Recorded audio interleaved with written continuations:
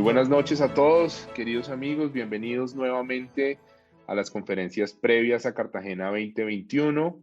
El día de hoy, por tercera sesión consecutiva, tenemos la intervención en nombre de nuestra vicepresidencia por Brasil, en manos de Osvaldo Rodríguez, quien muy dedicadamente nos ha preparado un programa muy especial compuesto de 5 intervenciones distintas. Hoy es la número 3, a cargo de un amigo muy importante, Hilton Lucio, hablando de un tema fascinante relacionado con los billetes del Brasil. Boa noite, queridos amigos. É uma honra para nós apresentar a terceira conferência antes de Cartagena 2021 pelo Brasil. Hoje falaremos sobre papel moeda ou cédulas da mão da nosso grande amigo Hilton Lucio. Obrigado à Sociedade Numismática do Brasil, Osvaldo Rodrigues, aos palestrantes e a cada de vocês por se juntar a nós hoje. Bem-vindo a conferências antes de Cartagena 2021. Bienvenidos todos y ahora los dejo con las palabras de bienvenida a cargo de nuestro vicepresidente por Brasil, Osvaldo Rodríguez. Buenas noches a todos. Es un placer enorme estar aquí otra vez en esta tercera conferencia de estas previas de Cartagena 2021.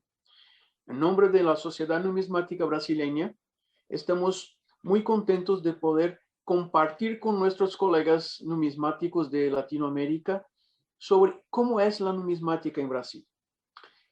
Como ya refirió nuestro presidente de la organización de Cartagena 2021, Andrés Cortázar, hoy es una noche especial sobre los billetes y vamos a conocer la historia de los billetes en Brasil y cómo esto ocurrió en una larga historia que tenemos que escuchar desde Hilton Lucio.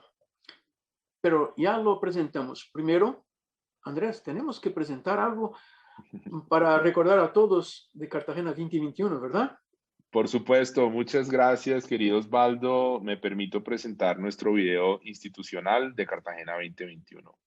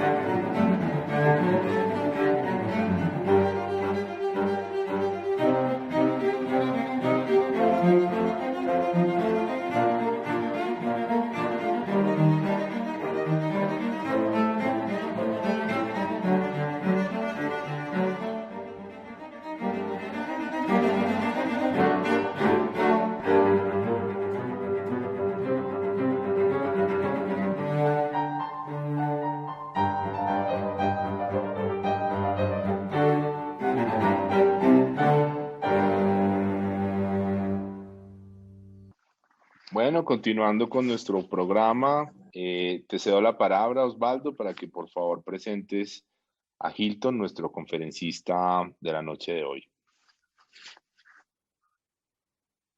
Gracias, Andrés.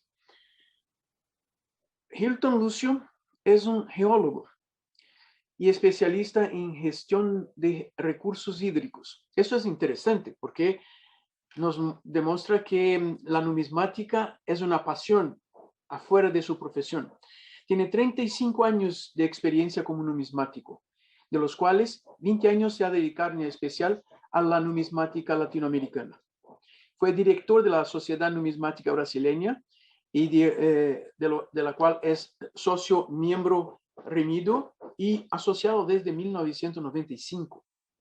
También es miembro de la Asociación Americana de Numismática, la Sociedad Numismática Paranaense y la Sociedad Gaúcha de Numismática, del Club de Numismática y Filatelia de Taquara y la Asociación de Amigos del Museo de Valores del Banco Central de Brasil. Es un ponente internacional experimentado y hoy es representante de la Asociación Americana de Numismática en Brasil y está a punto de terminar un libro sobre monedas especiales, las monedas obsidionales holandesas acuñadas en Brasil en el siglo XVII. Bienvenido, Hilton. Hoy es tu día para presentarnos. Estamos todos esperándolo. Por favor, tome tu lugar y tenga una buena presentación. Señoras y señores, buenas noches. Es un placer inmenso hablar con todos ustedes. Los siento muy presentes, los siento muy acerca. Estoy haciendo las primeras introducciones en español, pero voy a hablar en portugués. Pero como ya mencioné un par de veces, es fascinante ver el crecimiento de las semillas de Potosí, después Arequipa, ahora Cartagena, y la demolición de una pared invisible que divide nuestras numismáticas con las presentaciones de Brasil en portugués, con los slides en español, para que todos puedan entender. Yo tengo dos retos importantes esta noche en mi presentación. Estoy me recuperando de COVID, entonces no tengo mucha potencia vocal todavía. A veces me falta fôlego, pero tengo acá té y mucha agua para me confortar. Y tengo que hablar un poco despacio para que nuestros amigos que no hablan portugués lo entiendan. Entonces voy a trabajar con esos dos factores para hacer mi presentación. Quería empezar la presentación con algunas homenajes. Primero a Cláudio Amato. Es imposible hablar de papel moneda de Brasil sin mencionar a Cláudio. Y Cláudio también se recupera de una cuestión de salud reciente. Entonces aquí toda fuerza y que se recupere bien. Y también dedicar esta presentación a un numismata muy importante en Brasil, el señor Florisvaldo de los Santos Trigueros, que tiene inacreditables 102 años de edad, completos ahora en marzo, y está en esta foto con su esposa Beth. Trigueros fue instrumental, muy importante, para la constitución del Museo de Valores del Banco Central, que es nuestro mejor museo numismático en Brasil. E agora eu vou passar para português, então. Mas antes de começar minha apresentação, eu queria também desejar feliz aniversário para o Gilberto Tenor. Parabéns, Tenor. Muita saúde, muita felicidade e sabedoria na condução da SNB. Tá? Gente, eu quero entregar algumas mensagens para vocês e eu dividi as minhas ideias mais ou menos do jeito que elas estão aí na tela. Mas eu quero falar para vocês de alguns bilhetes brasileiros. Eu vou usar muito a palavra bilhete, tá, gente? Acho que todo mundo entende a palavra bilhete. E como está escrito bilhete nos slides aqui, fica mais fácil para mim. Mas eu vou falar de alguns, vamos dizer assim, proto-bilhetes brasileiros. Depois eu quero falar dos bilhetes do século XIX e depois eu vou falar dos bilhetes do século XX, tá? Muitas coisas distintas acontecendo nesses séculos que vão ficar gravadas nos bilhetes brasileiros. A fabricação de dinheiro, gente, na medida em que o dinheiro, em papel principalmente, se transforma numa coisa muito popular, finalzinho do século XIX, começo do século XX, ela vira um negócio fantástico que vai ser disputado por muitas empresas de várias nacionalidades, tá? Então, nós, como colecionadores, olhamos muito para o aspecto estético do desenho, do dinheiro, mas ele é um produto, e algumas vezes um produto feito com grandes disputas comerciais, tá? Quer sejam entre empresas privadas, quer sejam entre empresas governamentais. E vou falar um pouco disso também, tá? Vamos começar pelo primeiro bilhete brasileiro.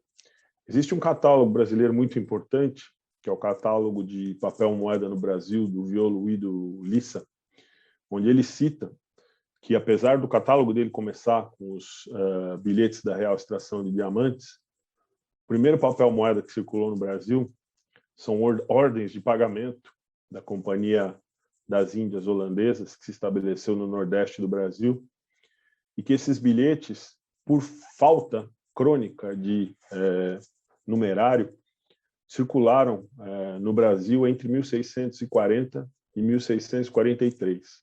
Tá?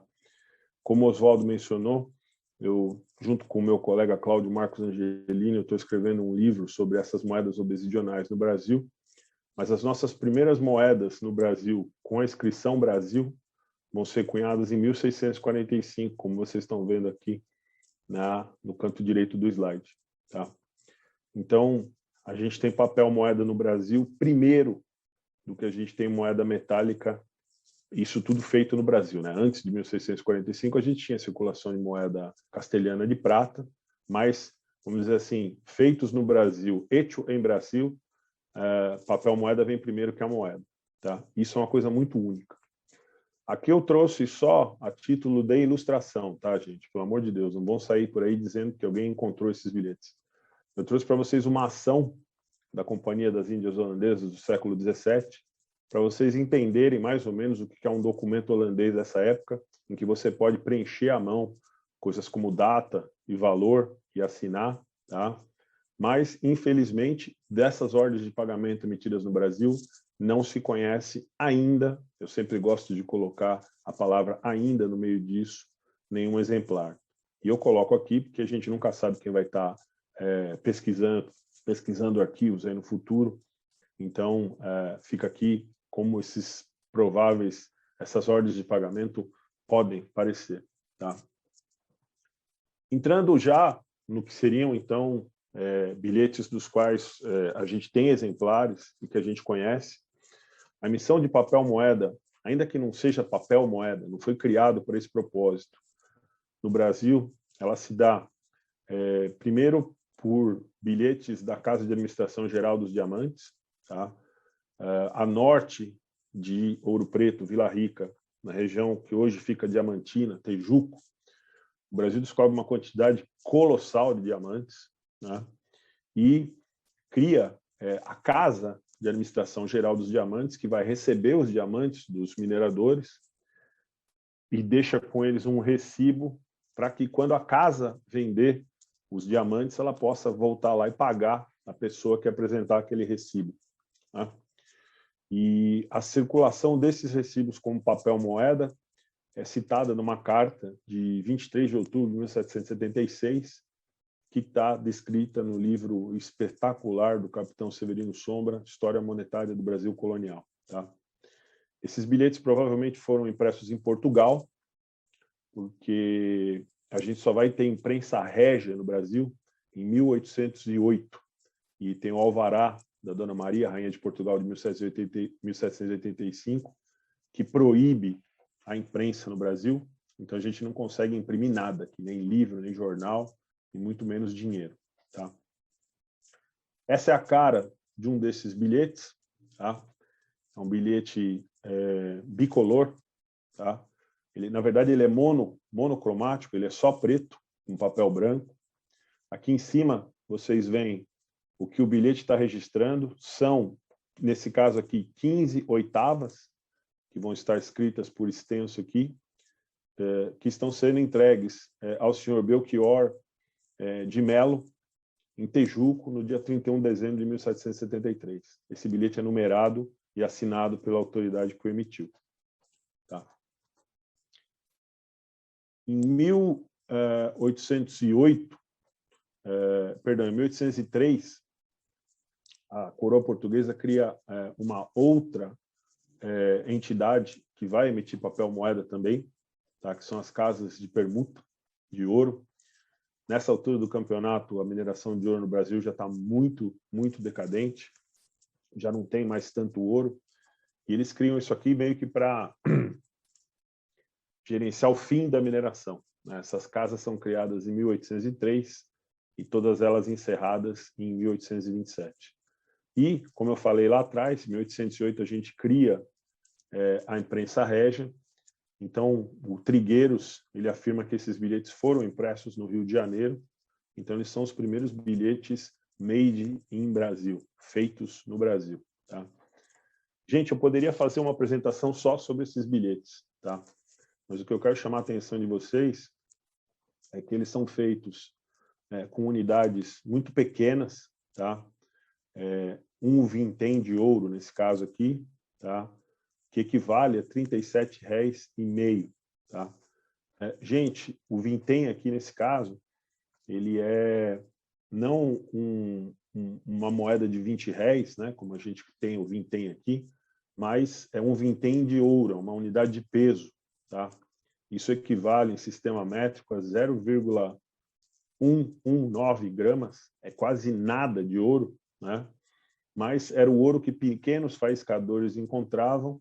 Eles iam lá nas casas de fundição, deixavam o ouro para ele ser fundido, pagavam o quinto, e o pessoal entregava esses bilhetes para eles. Tá? Esses bilhetes têm vida curta, tá? Porque eles não foram desenhados para ser moeda, né? Na verdade, quando isso aqui vira moeda, o ouro que está dentro das casas de fundição vira moeda também. Isso não é muito interessante para a coroa. Então, ela rapidamente vai criar essa moeda que tem uma das denominações mais incríveis, né? Que é R$ 37,5, que equivalem justamente a um vintém de ouro. Tá? Esses são bilhetes pequenos, muitíssimo mais raros do que os bilhetes do troco do diamante, né? E que eu tive a oportunidade de ver nas minhas mãos uma vez só. Tá? Eu vejo muita foto, eu vejo muita publicação, mas na mão mesmo só vi uma vez. Tá? E, gente, existe uma outra categoria de bilhetes de papel moeda que circulou no Brasil, que ainda é muito pouco conhecida. Tá? A gente conhece esses bilhetes através da ata de fundação do Banco do Brasil, que também vai se dar em 1808, mas no texto da ata, que está reproduzido aqui, o documento original reproduzido para vocês, o banco ele coloca o seguinte, que os bilhetes de direitos de alfândegas, tendo certos prazos nos seus pagamentos, ainda que seja um crédito estabelecido, não são próprios para o pagamento de nada, nem de soldos, nem de ordenados, nem de juros e pensão, tá? E que devem ser pagos ao Estado ou a quem de direito em moeda corrente. Tá? Então, havia em circulação uma série de papéis no Brasil, e esse é o único documento que diz que isso não deve mais ser utilizado como papel moeda. E uma das razões para isso estar na ata do Banco do Brasil é que o Banco do Brasil vai ser responsável, é o que eu vou mostrar agora para vocês, pela criação do que eu diria dos primeiros bilhetes que poderiam estar dentro da carteira de qualquer um. Aqui eles são já muito parecidos com bilhetes que a gente carrega até hoje. Tá? Eu acho que eu encontrei um desses bilhetes de alfândega, isso ainda é pesquisa em curso, mas muito pouca gente se debruçou a ler esse parágrafo e perguntar, mas que bilhetes eram esses? Né? Ao que esse documento está se referindo? Eu fui atrás disso, comecei a achar muito documento de alfândega e achei uma coisa que tem o brasão real e que eu acho que pode ser um desses bilhetes. Mas como é pesquisa em curso, eu prefiro não mostrar para vocês ainda. Tá? Então, gente, o Banco do Brasil, essa ata de fundação que eu mostrei para vocês, ela é de 12 de outubro de 1808, mas o Banco do Brasil começa a funcionar quase um ano depois, 1809. E para quem lembra da palestra lá do Paulo de ontem, 1809 é quando a gente tem o primeiro 960 réis recunhado no Brasil, né? Começa uma produção enorme de 960 réis, concomitantemente à fundação do Banco do Brasil. Tá? Também, de acordo com o Trigueiros, esses bilhetes que eu vou mostrar para vocês agora, eles são impressos no Rio de Janeiro, mas, do ponto de vista tecnológico, eles são impressos com chapas de cobre que teriam vindo de Londres. Tá? Então, eu diria que, na acepção mais ou menos parecida com o que a gente conhece hoje de bilhetes, esses são os nossos primeiros bilhetes de verdade, né? O primeiro papel moeda feito para isso no Brasil, ainda que com parte da tecnologia empregada sendo estrangeira. Tá? Esses são bilhetes relativamente raros, tá? Eles aparecem de vez em quando. Aqui você tem o valor que é impresso, aqui em cima a numeração que é colocada à mão e as assinaturas dos funcionários do banco. Tá? E aqui em cima uma alegoria muito comum que se refere a comércio, navegação, que daqui a pouco eu vou mostrar para vocês alguns detalhes importantes sobre elas. Gente, quando você pega uma moeda que tem 720 réis em prata e recunha ela em 960 réis, mantendo o mesmo peso da moeda, você cria inflação. Tá? A vinda da família real para o Brasil cria inflação, o Banco do Brasil vai ser um dos motores dessa inflação, e ele começa emitindo cédulas de valores muito baixos, né? Essa aqui é uma de 8 mil réis, mas rapidamente a gente começa a ver cédulas em circulação de 90 mil réis. Tá? Até chegar a valores, na época, extremamente altos de 100 mil réis. Tá? E, gente, vocês lembram que eu falei para vocês que essas cédulas eram feitas com chapas de cobre? O cobre é um material mole, né?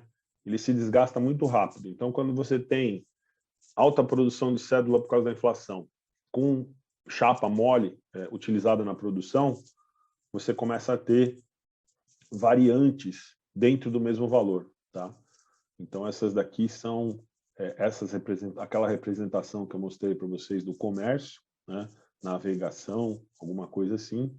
São duas dessas representações, cada uma delas em uma cédula de 100 mil réis, né? Totalmente diferentes. Aqui a pessoa está com um chapéu, alguma coisa assim, aqui ele está com uma coroa de louros. Né? Vocês veem que aqui a água flui uma quantidade muito maior do que aqui, né? O que indica que a gente tem variantes dessas cédulas. Ok? Então eu considero essas cédulas como assim, a primeira família de cédulas assim, mais parecidas com o que a gente considera como cédulas, que foram desenhadas para rodar como papel moeda do Brasil. Tá? E aí a gente tem, ainda a troco dessa inflação maluca, a gente tem uma crise de falsificação de moeda de cobre tremenda no Brasil. Não vou entrar em detalhes aqui, mas é um assunto inteiro para outras apresentações. E o Império, nessa altura do campeonato, já declaramos a nossa independência, né? Ele tem que encontrar uma maneira de controlar isso, e ele pede para que as pessoas apresentem essas moedas para que elas possam ser verificadas e dá, em troco disso, cédulas de troco do cobre. Tá? Elas começam a ser emitidas na Bahia em 1825 e vão ser emitidas por todas as províncias por quase todas as províncias, perdão, em 1833. Tá? Eu entendo, apesar do Trigueiros não ser muito claro, que essas cédulas também foram feitas no Brasil, e elas são feitas com desenhos muito rudimentares, né? Nos valores de 1.000, 2.000, 5.000, 10.000, 20.000, 50.000 e 100 mil réis. Tá? Essas cédulas têm uma particularidade, esses bilhetes têm uma particularidade de que eles eram todos assinados com tinta muito ácida Essa tinta contém muito ácido tânico, tá? Então é muito comum você ver esses bilhetes com esse aspecto de queimado. O papel está sendo oxidado, ele está muito acidificado, né? Então você tem que tomar cuidado quando você compra uma cédula dessa, porque ela pode estar numa condição de desestabilização química completa, tá? Isso tem a ver com a tinta que se usava para assinar esses bilhetes. A gente entra, depois dessa crise do cobre, num momento aqui no Brasil em que você tem uma proliferação grande de papel moeda, né? Tudo isso praticamente vai ser feito por fabricantes estrangeiros, né? Tanto bilhetes emitidos bilhetes nacionais, né, emitidos aí pelas entidades nacionais correspondentes, como por bancos privados, tá? O Brasil tem muita emissão de dinheiro privado, né? No meio desse caminho, a gente vai ter a Proclamação da República, 1889, né? E, na medida em que a gente se aproxima do final do século XIX, né, na medida em que a gente se aproxima do século XX, esses bilhetes vão ficando, assim, de maneira geral, bem menos raros do que os bilhetes do começo do século XIX, né? Então, bilhetes de 1830, 1840, 1850, eles são bem mais raros do que os bilhetes de 1870, 1880, 1890, tá? E é impressionante, gente, eu vou mostrar para vocês aqui a diversidade que a gente tem, né? Diversidade de design, diversidade de dimensão, diversidade de motivos utilizados, né? É uma época que eu acho que o usuário do dinheiro ele devia ter muita dificuldade de entender o que estava na mão dele, né? Porque você não tinha uniformização nenhuma e a quantidade de fontes emissoras era muito grande, né? Talvez você não soubesse da qualidade do dinheiro que estava chegando na sua mão, tá? A gente tem uma foto aqui do que eu considero o primeiro bilhete sabidamente feito por um fabricante de dinheiro estrangeiro no Brasil. É um bilhete da Perkins and Heath. E sempre que eu falar Perkins aqui, gente, na verdade é Perkins and Bacon, tá? Ela vai mudando de nome ao longo do tempo. Eu registrei os nomes que estão nas cédulas, mas isso tudo é Perkins and Bacon, tá? Então esse bilhete é um bilhete de 1829, já é a terceira série de emissão do Banco do Brasil. E esse bilhete é feito em Londres e trazido para o Brasil. São bilhetes normalmente unifaciais, numerados à mão e também todos assinados à mão. Tá? Aqui já temos um outro bilhete da Perkins and Bacon de 1835, bilhete de R$1.000. Vocês veem aqui uma alegoria de agricultura, aqui o escudo imperial e aqui o decreto imperial de 1833 e o 1833 que regula a emissão de dinheiro no Brasil, tá? Esse bilhete ele também foi numerado à mão, mas a numeração está apagada, e ele também foi assinado à mão, mas as assinaturas nesse bilhete encontram-se apagadas, tá? Aqui a gente tem um outro bilhete da Perkins and Bacon. Aqui já tem uma alegoria que é bem mais, vamos assim dizer, indefectivelmente brasileira, né? Tem aqui a entrada da Baía de Guanabara, isso aqui é a estrada de Botafogo, aqui o tal Pão de Açúcar, né? Esse aqui é um bilhete de R$500.000, mesmo design do anterior, coroa, escudo imperial aqui, e aqui o decreto de 1833. Bilhete também numerado à mão e aqui ainda se vê a numeração e assinado à mão, tá? Gente, todos esses bilhetes que eu mostrei até agora são unifaciais e quase sempre monocromáticos, tá? Eles têm uma cor ou duas, tá? Esse aqui é um bilhete privado do Banco Comercial da Bahia. Quem faz esse bilhete aqui é a empresa Topen & Carpenter. Deixa eu só mexer no negocinho aqui, gente. Eu não consigo ver as datas. Acho que é 1850, esse aqui, se eu não estou enganado, porque tem... Ver se eu consigo tirar um negócio daqui, só um minutinho. Ok. Esse é um bilhete, então, de R$100.000 do Banco Comercial da Bahia. E eu sempre gosto de chamar a atenção das pessoas com alegorias que não tem nada a ver com o Brasil e com a Bahia, né? Tem aqui um marujo descansando depois de tomar alguma coisa, né, num barril. uma alegoria clássica aqui. Eu ainda não sei se esse senhor aqui do escudo é um navegante português, não consegui me aprofundar nessa pesquisa, mas esse bilhete poderia ser de qualquer lugar do mundo, mas ele é da Bahia. Tá? Muito pouca nacionalidade nesse tipo de bilhete. Aqui eu trouxe uma comparação para vocês verem dois bilhetes emitidos pelo Banco Comercial do Maranhão. Essa aqui também é uma emissão nacional, a gente não sabe quem é o emissor, tá? Mas isso aqui é 1854, tá? E aqui eu trago um bilhete do mesmo banco. Nos nossos catálogos ele está datado como 1857, mas eu acho que 1857 é a data do decreto de criação do banco, e pelo jeitão disso daqui, pelo estilo de impressão, pela qualidade já de definição de motivos e mais de uma cor, eu acho que esse bilhete está mais para 1860, 1870 do que 1857. Mas, para vocês terem uma ideia do contraste de tecnologia que estava rodando dentro da produção de dinheiro no Brasil na metade do século XIX. Tá? Aqui, um bilhete muito pouco estudado aqui no Brasil, mas muito importante.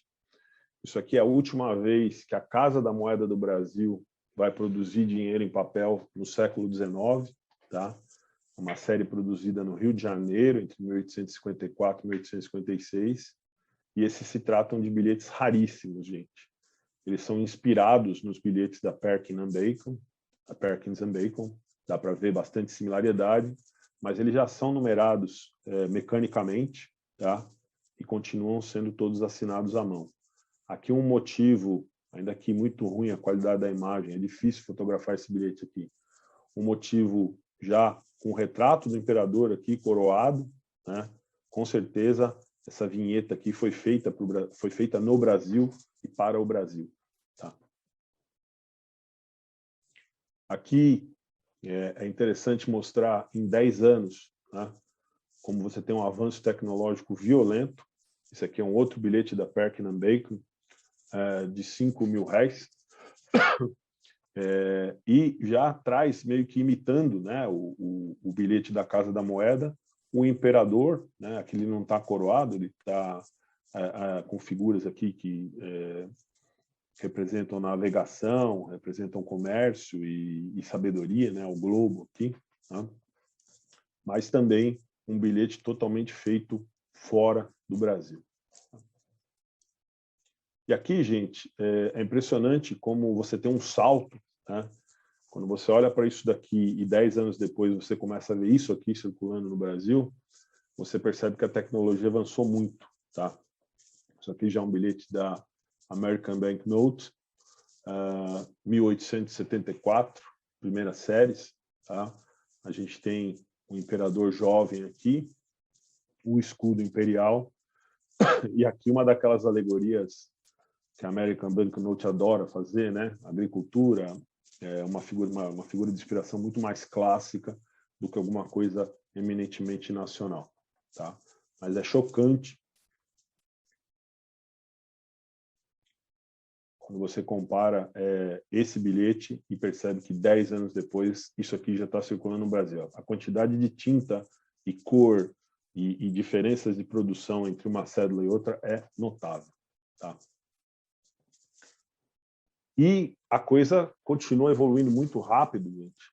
Aqui a gente tem uma cédula de 1877 e essa cédula traz um negócio muito interessante. É um elemento que vai se repetir ao longo de quase 100 anos aqui no nosso dinheiro. É impressionante, que é você trazer para o centro da cédula uma figura histórica, colocar embaixo desse escudo oval o valor e distribuir numericamente o valor da cédula pelos cantos dela, tá? Isso aqui parece trivial, gente, mas é um design que vai surgindo aos poucos. Ele não é totalmente aceito de chapa, né? Mas ele vai, em algum momento, que eu vou mostrar para vocês, ser basicamente o design predominante de dinheiro no Brasil. Tá? Aqui só uma curiosidade interessante, É o mesmo bilhete, só que ele é reimpresso por uma gráfica do Rio de Janeiro, a Lammert e companhia.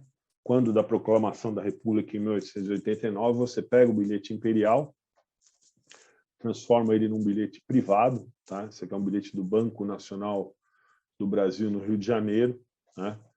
E você coloca aqui algumas outras coisas, que o pagamento vai ser feito em ouro e à vista, né? Porque provavelmente essa instituição aqui não tem a mesma credibilidade que tinha o Império, né? Apesar de você usar o Dom Pedro II aqui para ilustrar o seu propósito. Aqui eu vou gastar um pouquinho mais de tempo, porque essa cédula, para mim, é uma cédula muito, muito especial. Isso aqui também é uma cédula privada, gente, uma cédula da American Banknote de 1891, do Banco da República dos Estados Unidos do Brasil. E aqui você vê uma série de jogos gráficos que eu acho muito interessantes, né?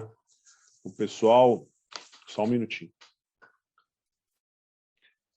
O pessoal faz um jogo gráfico que eu considero muito interessante, República dos Estados Unidos do Brasil, você coloca em letras garrafais, e aqui meio que escondido, né? Você dá uma voltinha aqui num outro motivo, banco, né? Separa isso, para as pessoas olharem e falar, isso aqui é um bilhete da nossa República ou um bilhete do banco privado da República dos Estados Unidos do Brasil, né?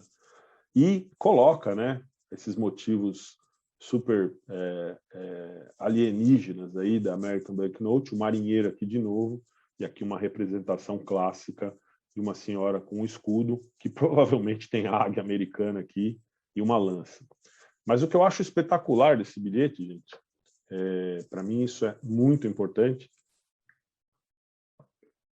é que a American Banknote, ela vai se valer de uma foto da Casa da Moeda do Brasil. Esse aqui é o prédio da Casa da Moeda do Brasil, no Rio de Janeiro, a nossa penúltima casa de moeda, para colocar num produto dela, né? Então, isso para mim é um sinal claro que a American Banknote, nessa altura do campeonato aqui, não considerava a Casa da Moeda como um concorrente para a produção de dinheiro. Tanto que ela pega uma foto do concorrente, né, do que poderia ser o seu concorrente, e coloca no seu produto, tá? Então, é uma cédula que você encontra flor de estampa como espécimen, e uma cédula muito difícil de você encontrar circulada, tá? Quando ela está circulada em bom estado, essa cédula é uma cédula muito rara, tá? Mas, para mim, ela é uma cédula muito peculiar, porque seria a mesma coisa que você encontrar, não sei, um rótulo de Heineken numa garrafa da Ambev, alguma coisa assim, né? Para mim, não calha isso, né?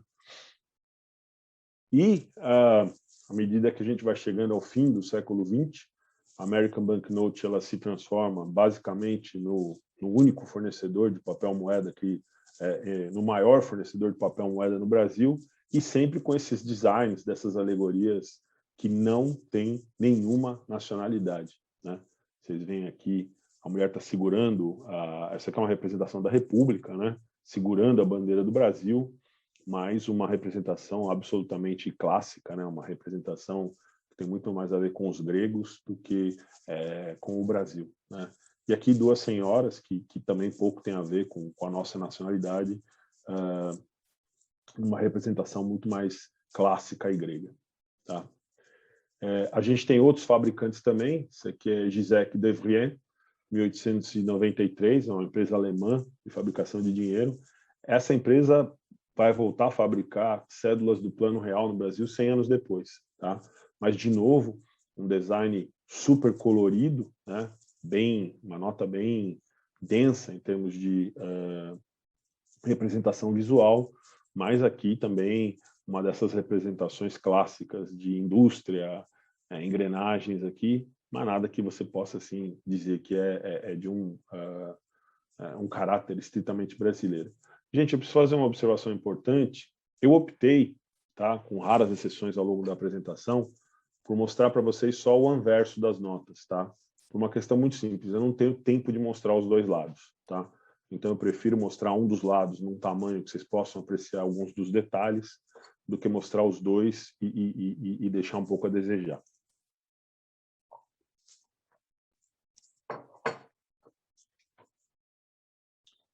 Então, a gente chega no final do século, no início do século XX, tá? A gente tem um cenário inicial aí até 1920, 22, bastante parecido com aquele do final do século XIX, uma grande variedade de gente produzindo dinheiro, mas isso tudo, gente, vai se reduzir a um monopólio de 2 fabricantes, tá? Eu vou mostrar para vocês por que eu chamo isso de monopólio com todas as letras, mas você vai substituir todos esses fabricantes franceses, holandeses, americanos, ingleses, tem tantas nacionalidades aí, italianos, você vai substituir eles por 2 fabricantes, que são a American Banknote e a Thomas de la Rue. Em 1942, a gente extingue o padrão Reis, que estava vigente no Brasil desde 1500, né? E a gente vai, ao longo do século XX, nacionalizar completamente a nossa produção de dinheiro, né? E esse processo de nacionalização ele vai ser acompanhado muito fortemente de inflação até a gente chegar na nossa estabilidade monetária no meio dos anos 90. Tá? Então, aqui é um bilhete holandês, 500 mil réis de 1907. Tá? Aqui já alguns motivos mais nacionais, assim por dizer, né? Uma cédula muito grande, uma cédula, o tamanho dela é grande, e isso aqui era uma verdadeira fortuna na época, né? Uma cédula da nossa caixa de conversão, tá? De 500 mil réis, feita pela empresa holandesa Joneste & Zoon, em 1907. Tá? Essa aqui é uma cédula belíssima também, ela é feita pelo Banco da França. Tá? Tem muita gente que diz que essa cédula é feita pela empresa Georges Duvel. Então, Georges Duvel é o gravador dessa cédula, e essa cédula foi feita no Banco da França. E aqui também, né, um estilo já bastante diferente, né? Essa cédula tem alguns elementos de segurança muito interessantes, mas uma cédula, que é a exceção do escudo já da República aqui, né? Muito pouco tem a ver com o Brasil. A gente tem uma outra representação clássica aqui, né?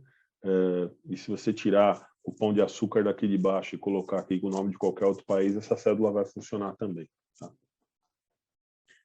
Essa aqui é uma cédula interessante, porque ela traz de maneira bastante grande marca d'água, tá? Uma cédula, um bilhete da Miliani, empresa italiana de gravação de 1915, tá? E quando você vê essa cédula na sua mão, aqui tem o Barão do Rio Branco e é uma marca d'água enorme, o que já foi um avanço em termos aí de elementos de segurança muito interessante. Cédulas todas assinadas à mão ainda, tá, gente? Já com numeração automatizada. Tá? Uma cédula de 50 mil réis. Aqui uma família muito interessante. Isso aqui é a primeira vez que o Brasil, desde lá de meados do século XIX, volta a fazer dinheiro na Casa da Moeda do Rio de Janeiro, volta a fazer bilhetes na Casa da Moeda do Rio de Janeiro. Uma família, eu diria assim, até pouco conhecida, né, dado esse fato de que a gente ficou muito tempo sem fazer dinheiro, mas o pessoal da Casa da Moeda, todo orgulhosamente, coloca lá Casa da Moeda, Rio de Janeiro, e é uma família de vida muito curta. Tá? Ela vai ser rapidamente substituída por produtos estrangeiros de novo.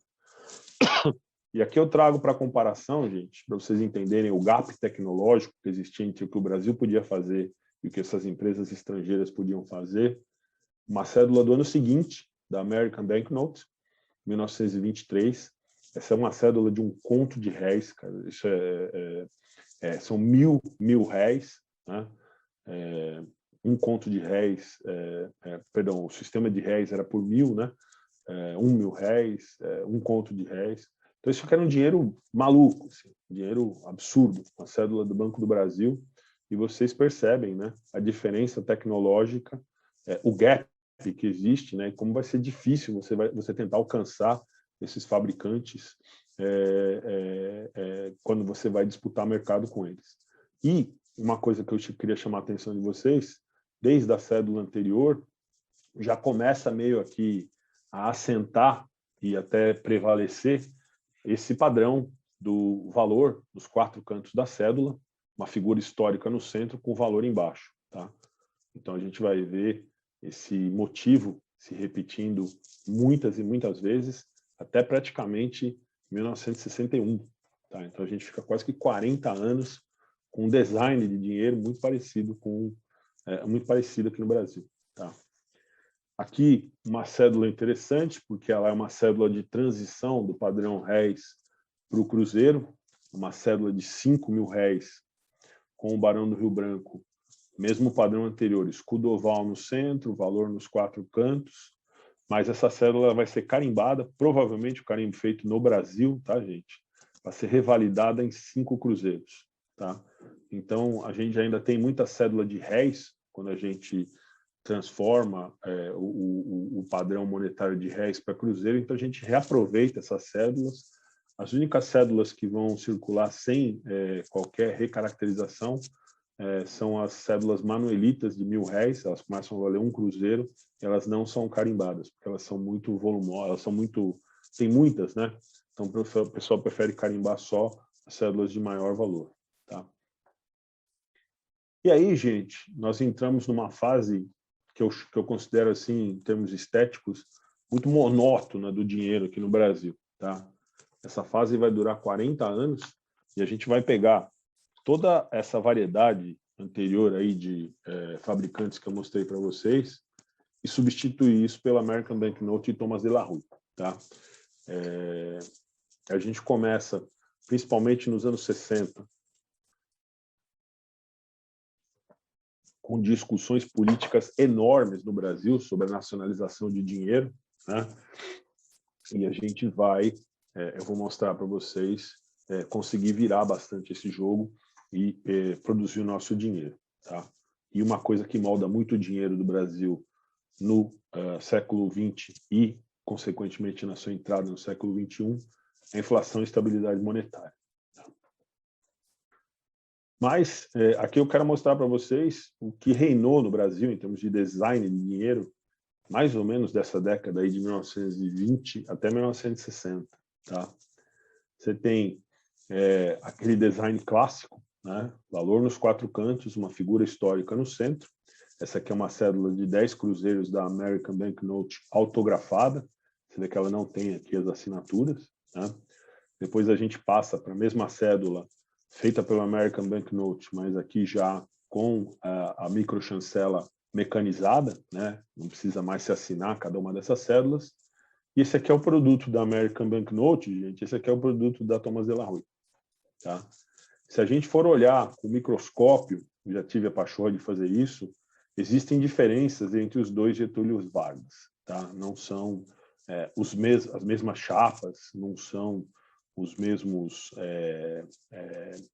não é a mesma coisa, mas é como se fosse. Né? Então, por que eu asseguro para vocês que isso era monopólio? Tá? Eu fiz algumas pesquisas e descobri a figura muito interessante do senhor Valentim Fernandes Bolsas. Ele era um empresário muito poderoso aqui no Brasil, na metade do século XX. Esse cara foi ele que ajudou a IBM a vir para o Brasil, ele era o sócio responsável pela IBM no Brasil, e ele era responsável no Brasil, gente, pelos interesses da American Banknote e da Thomas de la Rue. Tá? Se você quisesse conversar com essas companhias aqui, era com ele que você conversava. Né? E ele fazia muito lobby no Congresso, era um cara que defendia muito o interesse das empresas que ele defendia, né? Que ele representava. E, para quem acha esse tipo de situação absurdo e entende que isso não é adequado, eu recomendo muito a leitura desse livro aí do Murray Tite Bloom, que é The Brotherhood of Money, que é a história de como a American Banknote e a Thomas de la Rue faziam dinheiro no mundo inteiro, literalmente, né? Dividindo o mercado, fazendo acordo, fazendo conluio. Né? Eles não brigavam muito entre eles. Eles competiam, claro, mas tinham muitos interesses em comum. Tá? E uma coisa que eu acho absolutamente interessante, o Valentim Bolsas, ele morre no mesmo dia em que o presidente Castelo Branco emite a Lei Federal 4511, que vai determinar, a partir do dia 2 de dezembro de 1964, que o dinheiro só possa ser feito no Brasil. Essa lei ela acaba com as atividades da American Banknote e ela praticamente acaba com as atividades dessas duas empresas no Brasil. Tá? Ele morre no mesmo dia em que essa lei é sancionada. Tá? A gente começa a ter muita discussão política para a nacionalização do dinheiro no Brasil na década de 60. Né? Isso aqui é um recorte do Diário do Congresso Nacional de novembro de 1962. Tá? E ele fala aqui, ó, do grupo de trabalho instituído pela Portaria BR 257, de 18 de julho de 1961, que propõe, entre outras coisas, né, um grande reaparelhamento da Casa da Moeda para que ela possa começar efetivamente a fazer dinheiro de alta qualidade no Brasil. Tá? E esse grupo, essa força, ela é muito forte. Tá? Aqui tem uma foto do nosso presidente Jânio Quadros abrindo o que seria, então, o primeiro produto desse esforço de nacionalização, que é a cédula do índio, que eu vou mostrar para vocês, mas isso foi um lançamento de muita força política, né? O presidente da República que vai lançar essa cédula. Hoje é o presidente do Banco Central que faz isso, né? O presidente da República já não faz mais. Né? Então está aí uma foto do Getúlio Vargas, aqui os grossos óculos dele em cima da mesa, abrindo uma das primeiras caixas da cédula do índio. E a cédula do índio, gente, ela é uma cédula revolucionária. Tá? A gente, em 1961, a gente abole aquele escudo central oval com a figura histórica, a gente joga uma figura nacional, um índio brasileiro para a direita, né? A gente vai ter no centro da cédula o valor, né, numérico e escrito, e a gente tem outro personagem nacional aqui, que é um jangadeiro, né, pescadores do Nordeste do Brasil, Casa da Moeda já do Brasil, né, não é mais Casa da Moeda Rio, Casa da Moeda do Brasil, né, e, uma cédula que vai se valer de motivos geométricos Marajoara para fazer o seu contorno. Né? Todos esses motivos geométricos aqui são motivos marajoaras. Aqui está a representação de um calango, né? Um lagartinho, um pequeno lagartito. E isso aqui é considerado design nacional, tá, gente? A cerâmica marajoara é uma coisa que vem lá do estado de Belém, no Pará, e ela é considerada assim um dos poucos motivos gráficos absolutamente nacional. E é isso que eles vão escolher para colocar na cédula, tá?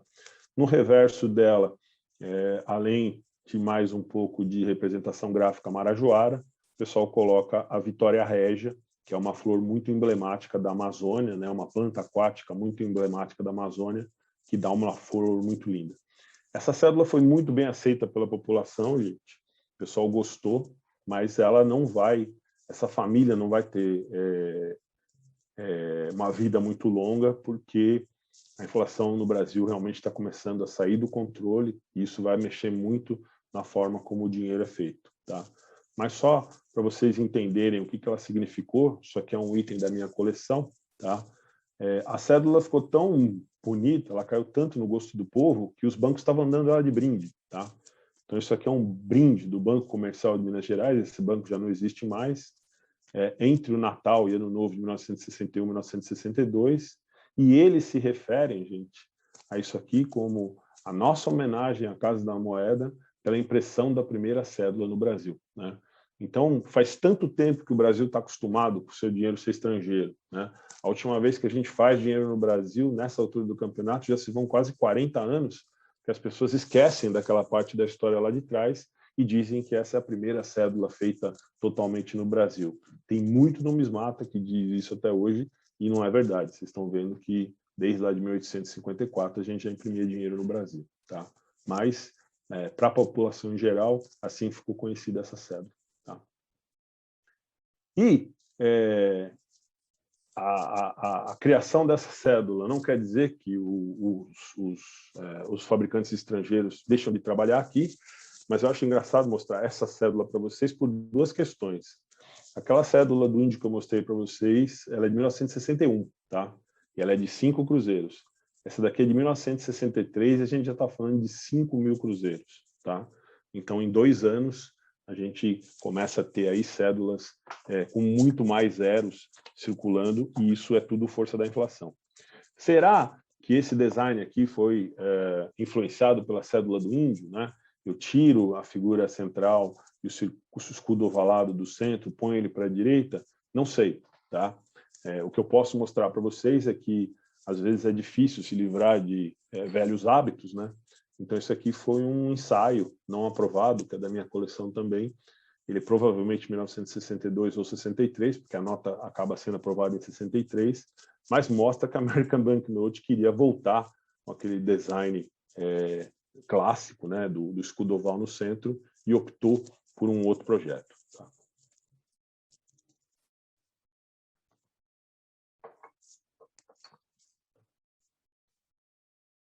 A gente tem alguns problemas de segurança, né? 7 de agosto de 1964, tem um grande roubo numa das chegadas de dinheiro de avião pelo Brasil, né?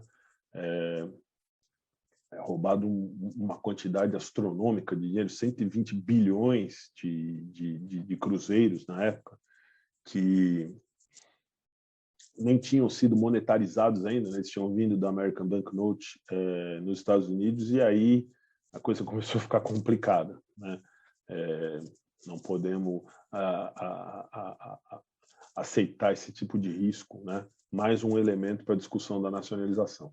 E, na medida em que a inflação vai subindo, a necessidade de produção fica muito grande, a gente começa a ver erros de produção, né? Então, nesse caso aqui, a Thomas de la Rue, ela vai produzir cédulas de 10, 50 e 100 cruzeiros, todas elas carimbadas. A gente já está mudando de padrão, né? Sai de cruzeiro para cruzeiro novo, mas eles vão produzir uma parte dessas cédulas, ao invés de produzir elas corretamente com a palavra ministro da Fazenda, elas são produzidas como minstro, tá? E isso entra em circulação, tá, gente? As pessoas não detectam o erro, nem lá nem aqui, e é uma coisa meio que normal quando você está numa escalada de produção acelerada, né? Você errar, né? Mas era um sinal também de que a relação já não era mais aquelas coisas, as pessoas não estavam prestando tanta atenção, tá? E aí, gente, o Brasil resolve criar condições para resolver essa questão, né? Então, já o governo militar, né, a gente tem o golpe militar de 1964, ele decide pela construção de uma fábrica nova só de papel moeda, tá? Essa fábrica vai ser construída nos fundos daquela Casa da Moeda Imperial no Rio de Janeiro, e quando você quer fazer uma coisa e quer que todo mundo saiba, você faz propaganda, né? Então aqui tem uma foto da época da construção da casa, tá? E o governo militar lança medalha, né? Inauguração da fábrica de papel moeda, lança selo, né? 14 de abril de 1969, né? Isso é motivo de muito assim, agora o dinheiro é nosso, agora nós fazemos o nosso próprio dinheiro, tá? E para fazer qualquer coisa na vida, gente, você não precisa só de fábrica, você precisa de gente, né? E aqui eu entro numa parte da minha apresentação que eu gosto muito, que é falar sobre pessoas, né? Então, aqui à direita, perdão, aqui à esquerda, tem o seu Vicente de Paula Pereira Silva e o comandante Nelson Brum, tá? O comandante Nelson Brum, ele se transforma no líder dessa renovação da Casa da Moeda. Ele é um almirante da Marinha, né? E ele é um cara muito mão na massa, ele é um cara muito ligado à produção. Então, eles têm que tomar umas decisões, eles têm que ir para a Europa, comprar material, comprar novas impressoras para produzir esse papel moeda, e ele fala, eu não vou levar burocrata comigo, eu vou levar as pessoas que vão trabalhar nas máquinas, né? Então, ele leva o seu Vicente de Paula Pereira Silva, que era funcionário da casa, eu tive a oportunidade de encontrar ele no Rio de Janeiro, em um dos eventos lá no Museu da Casa da Moeda, e junto com os funcionários que vão operar as máquinas, eles acabam escolhendo a Giori da Itália, né? Então, esse aqui é o cara que vai pensar, organizar e estruturar a produção, né? Só que essas pessoas normalmente não são muito criativas, né, gente? Então, você precisa encontrar gente extremamente criativa que crie coisas novas para que as pessoas possam produzir, né? E aí que surge, dentro da nossa história de dinheiro, o Aloysio Magalhães, né? Ele é um artista nascido no Recife, e ele é considerado, gente, eu vou explicar daqui a pouco por quê, o pai do design nacional, né? Então, o Aloysio Magalhães que leva o design brasileiro para um outro patamar, né? O dia do nascimento do Aloysio Magalhães, que é dia 5 de novembro, é considerado o dia do design no Brasil, tá? Aqui atrás dele, gente, eu vou mostrar um outro em detalhe, mas tem um quadro muito bonito dele, que faz parte da Exposição Pan-Americana de Arte de Washington, em 1955, né? Essa aqui é uma foto dele lá em Washington, né? Novinho, né? Mas alguns dos elementos da arte dele, gente, ele vai levar anos para conseguir fazer chegar até o dinheiro brasileiro, mas ele consegue, tá? E o que é a arte desse senhor, gente? Por que eu estou explicando isso? Por que eu estou trazendo isso para vocês? Porque lá na frente, quando eu mostrar as cédulas, vocês vão entender, tá? Então, o Aloysio Magalhães, ele começa a carreira dele como artista plástico, tá? Ele cria quadros abstratos, né? E ele vai se valer muito de planos, né? Então, aqui você vê muito plano horizontal, intercalados com planos verticais. Nesse caso aqui, os planos horizontais se sobrepõem aos planos verticais, tá? Esse aqui é um quadro da década de 60, tá? E na década de 70, ele cria algumas montagens fotográficas muito interessantes, que são os cartemas, tá? Ele vai pegar fotos, ele faz colagem de foto, e ele cria, né, essas linhas horizontais, essas linhas semiverticais, com a repetição do mesmo elemento gráfico. Então, isso aqui é uma foto de duas casas coloniais no Brasil, que ele inverte, que ele joga, que ele inverte, que ele joga, para criar padrão gráfico, né? Então, você cria zigue-zague aqui com os telhados, você cria na fachada das casas aqui corretamente ajustadas essas linhas aqui, tá? Que não foram desenhadas, tá, gente? Elas são só feitas através de justaposição de diferentes elementos. E ele abre um escritório de design gráfico no Rio de Janeiro, que faz basicamente todos os logotipos de todas as empresas brasileiras da década de 60 e 70, tá? Então, para quem é brasileiro é mais fácil de reconhecer, mas esse aqui é o logotipo do quarto centenário do Rio de Janeiro, logotipo da BR de Postos, esse aqui é o logotipo do Sesc Centenário da Independência, logotipo do Banco Unibanco, logotipo do Banco Nacional, esse aqui é o logotipo da Universidade de Brasília, esse aqui é o logotipo da Fundação Bienal aqui de São Paulo, né? Então ele vai fazer todos os logotipos. E o logotipo, gente, ele é um exercício muito difícil de arte, porque você tem que fazer muita coisa se condensar em pouco espaço, né? Em poucos centímetros quadrados, você tem que mostrar uma grande história, uma grande mensagem. E o Aloysio faz isso com os olhos fechados, tá, gente? Então, em 1967, a Casa da Moeda cria o primeiro concurso nacional para a gente decidir como é que vai ser o nosso dinheiro, né? E o que a gente tem que substituir é isso, tá, gente? Aquele padrão antigo, escudo ovalado no centro, com os valores distribuídos nos cantos da cédula. Que o Aloysio ganha esse concurso, né? E o que ele propõe? Ele propõe uma revolução, tá, gente? Ele transforma aquele padrão em uma coisa completamente diferente, né? Você tem agora, o escudo não é mais oval, o escudo é redondo, né?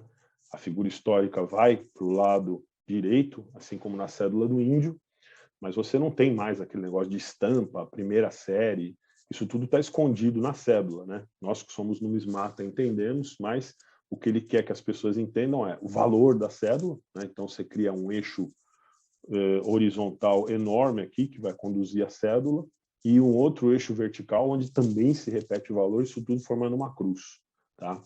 E todas aquelas bobagens de estampa, a série, ele traz para estampa A, série 001, e para quem conhece numismática, cada série tem 100 mil cédulas, né? Aqui está o número da cédula, tá? Gente, não é fácil você criar um padrão estético tão diferente assim, a menos que você saiba exatamente o que você quer, tá? Então ele faz a justaposição de muita figura geométrica para criar um negócio que chama efeito Moiré, né? Então vocês veem aqui que parece que está irradiando luz do escudo aqui, né? Vocês veem raios concêntricos saindo, mas isso é tudo justaposição de forma geométrica, assim como ele fazia lá nos cartemas, tá? E gente, como nada na América Latina é preto e branco, né, apesar de toda aquela propaganda dos militares de que agora o nosso dinheiro é nosso, agora o nosso dinheiro é nacional e acabou a fabricação estrangeira, ainda em 1967, as primeiras séries dessa cédula de 100 cruzeiros são feitas na Thomas de la Rue, em Londres.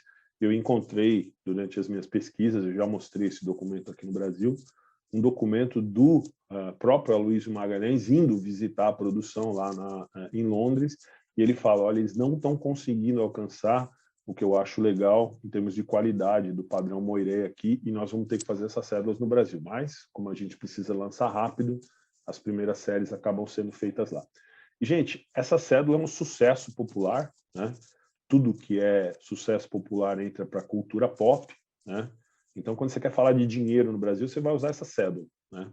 Então, ela vai para capa de revistas infantis. Essa aqui é uma capa de uma revista do Tio Patinhas, mais ou menos contemporânea com o lançamento dessa cédula. Eu dei uma pesquisada aqui, me corrijam se eu estiver errado. Aqui no Brasil ele é o Tio Patinhas, na América Latina ele pode ser o Tio Rico ou o Tio Gilito, né?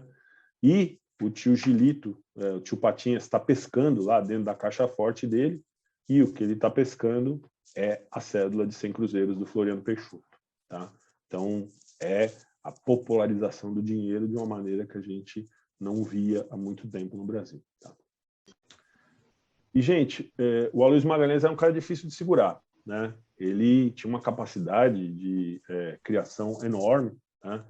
Ele cria, em 1972, uma outra cédula absolutamente revolucionária, que é a Cédula das Raças, né? Para comemorar os 150 anos da nossa independência, em 1972. E ele cria, gente, um negócio que eu acho espetacular, que é tempo dentro das cédulas, né? Que é mobilidade dentro das cédulas. Então, você pega aqui, o que a gente quer representar nessa cédula são todas as raças que formam o Brasil. Então, você tem o primeiro, né? Uma questão temporal engraçada aqui. O tempo aqui ele vai correr da esquerda para a direita. Mas você tem o índio original, aí você tem a chegada do português, você tem a chegada do europeu, e você tem, depois da chegada do europeu, a chegada do africano, tá? Esses dois rostos aqui, gente, que vão se virando lentamente até que você meio que está se olhando, né? O brasileiro está se olhando para ele mesmo quando ele vê essa cédula de frente. Você tem uma questão de rotação aqui muito interessante. É difícil você criar isso em duas dimensões, né? Mas ele consegue criar. E aqui eu tinha prometido para mim mesmo que eu não ia fazer essa piada, mas eu vou fazer. Para os nossos colegas argentinos, aí o presidente falou das raças recentemente, eu vou dar uma cédula de presente dessa para vocês entenderem como o Brasil foi formado pelas suas raças, tá? E ele faz o mesmo jogo temporal no reverso dessa cédula, só que de maneira inversa, que o tempo vai andar da direita para a esquerda. Ele pega representações do território brasileiro através dos tempos, né? Essa aqui é uma das primeiras representações do território nacional. Aqui já uma representação com a exploração do pau-brasil, nossas capitanias hereditárias. Aqui uma representação do Brasil, se vocês prestarem atenção, o Uruguai ainda é parte do nosso território, né? Até chegar numa coisa que os militares defendiam muito, que era um projeto de integração nacional, né? Eixos de transporte regionais, conectando o Brasil de norte a sul, leste a oeste, pela costa, né? Alguns desses eixos ainda não foram construídos, tá, gente? Mas era uma ideia que eles tinham, e pelo menos 3 deles estão completos e hoje servem realmente como integração nacional. E tem um elemento final dessa cédula que vai ser usado depois, que é esse jogo de simetria aqui, né? Ele cria uma simetria aqui, tem um plano de simetria, né? Ele pega esses valores e faz exatamente aquilo que ele gosta de fazer, né? Ele cria linhas pela justa posição de elementos, né?